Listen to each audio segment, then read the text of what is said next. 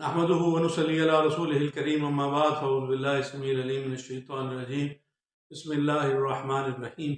اطيعوا الله واطيعوا الرسول صدق الله العظيم اللهم صل على سيدنا محمد واصحاب سيدنا محمد وبارك وسلم وصلوا عليه۔ ناظرین کیسے ہیں آپ؟ خیریت سے ہیں؟ ٹھیک ہیں؟ تو آج ہم اپنے سنتیں، نماز کی جو سنتیں ہیں وہ بتانے کا سلسلہ شروع کیا تھا، اس کی آج ہم تیسرا حصہ اس کو مکمل کریں گے، جس میں ہم آپ کو باقی ماندہ سنتیں بتائیں گے کہ جو باقی رہ گئی سنتیں ہیں وہ کتنی ہیں اور کون کون سی ہیں۔ تو آج ہم آپ کو مزید جو 8 یا 7 جتنی بھی سنتیں رہ گئی ہیں وہ آپ کو بتاتے ہیں۔ تو ایک نماز کی سنت ہے، وہ ہے مسنونہ قرات کرنا۔ جیسا کہ وہ مسنونہ قرات سے مراد یہ ہے، یہ بھی سنت ہے، اس سے نماز کا حسن دوبالا ہو جائے گا اگر ہم وہ صورتیں، وہ آیات مقدسات، بینات اور صورتیں پڑھیں نماز کے اندر جو رسول اللہ صلی اللہ تعالی علیہ وآلہ وصحبہ وبارک وسلم کی ذات پاک سے منسوب ہیں۔ مثلا جیسا کہ جمعے والے دن فجر کی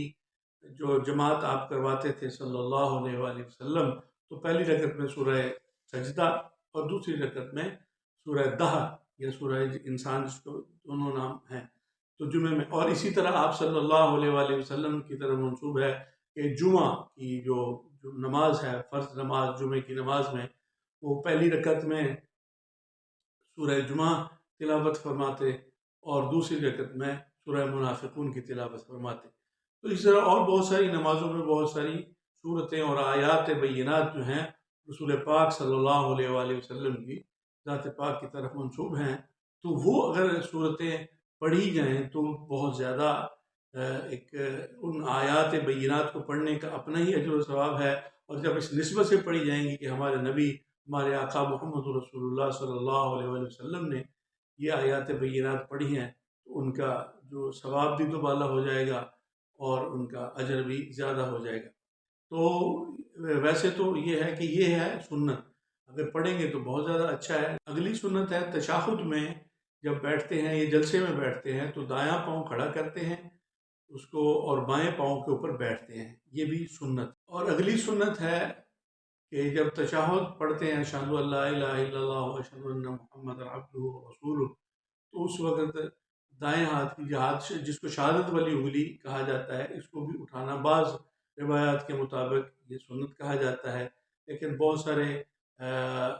ائمہ متقدمین کے خیال میں، ان کی نظریے میں انگلی نہیں اٹھانا چاہیے، اس کو رفع سبابہ بھی کہا جاتا ہے۔ تو حضرت امام ربانی مجدد الفسانی رحمۃ اللہ تعالی علیہ نے اس پر بہت زیادہ تفصیل سے مضمون لکھا ہے، اس میں آپ نے یہی فرمایا ہے کہ رفع سبابہ جو ہے وہ نہیں ہونا چاہیے، انگلی نہیں اٹھانی چاہیے۔ اور اگلی سنت ہے کہ جب تشہد میں بیٹھتے ہیں یا جلسے میں بیٹھتے ہیں، جب وہ اتحیات پڑھتے ہیں، یہ دعا اور ساری دعائیں پڑھتے ہیں، تو گھٹنوں سے، یعنی رانوں پر، گھٹنوں کے بالکل ساتھ، گھٹنوں سے تھوڑا سا پیچھے یہ ہاتھ یہاں پر رکھنا، یہ بھی سنت ہے۔ اور اگلی سنت ہے آخری قعدہ میں درود مسنونہ پڑھنا، یعنی درود ابراہیمی جو رسول اللہ صلی اللہ تعالی علیہ وآلہ وصحبہ وبارک وسلم نے اپنی ذات پاک کے لیے خود پڑھا، جس کو درود ابراہیمی کہا جاتا ہے، تو سب سے بہترین، سب سے افضل درود یہ ہے۔ اور اگلی سنت یہ ہے کہ جب سلام پھیرتے ہیں، یعنی کہ نماز السلام علیکم ورحمۃ اللہ کہہ کر نماز سے باہر آتے ہیں، نماز ختم کرتے ہیں،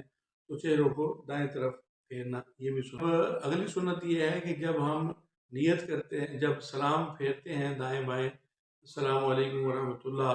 تو اس وقت نیت دل میں یہ ہو کہ ہم فرشتوں اور جو نماز میں ہمارے ساتھی مقتدی حضرات ہیں، ان کو سلام کی نیت سے جب کرتے ہیں تو یہ بھی سنت ہے۔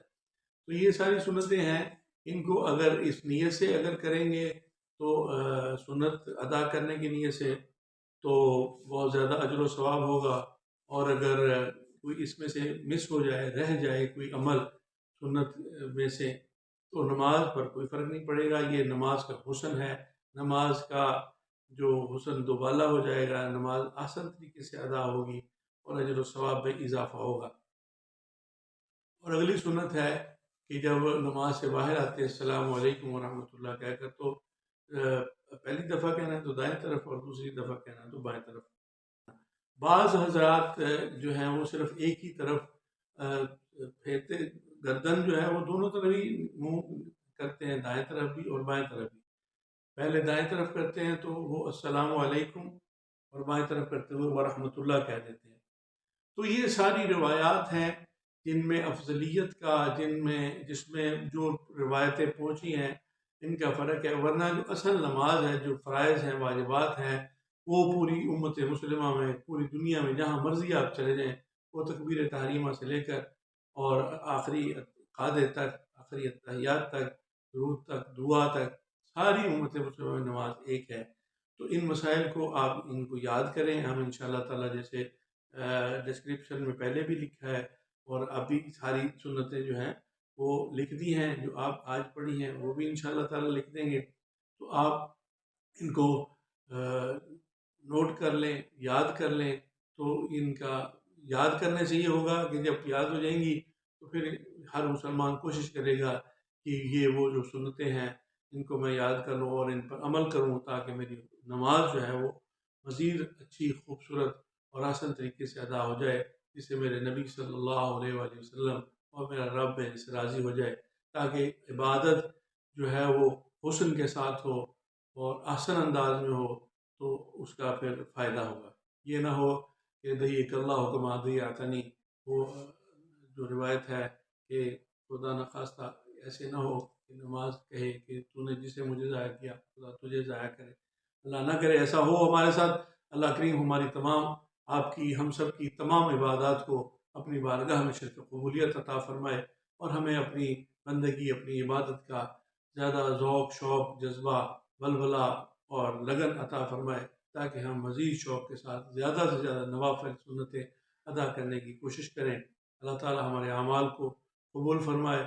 اور آپ سے گزارش ہے ہمارا چینل سبسکرائب کر لیں، بیل آئیکن کو بھی دبا دیں، اور اس کو شیئر اور لائک بھی کر دیں، اور شیئر اس لیے کر دیں تاکہ دوسروں تک بھی یہ پیغام پہنچ جائے لوگوں تک کہ ہمارے نبی صلی اللہ علیہ وسلم کی جو نماز ہے وہ کس طرح پڑھنی ہے۔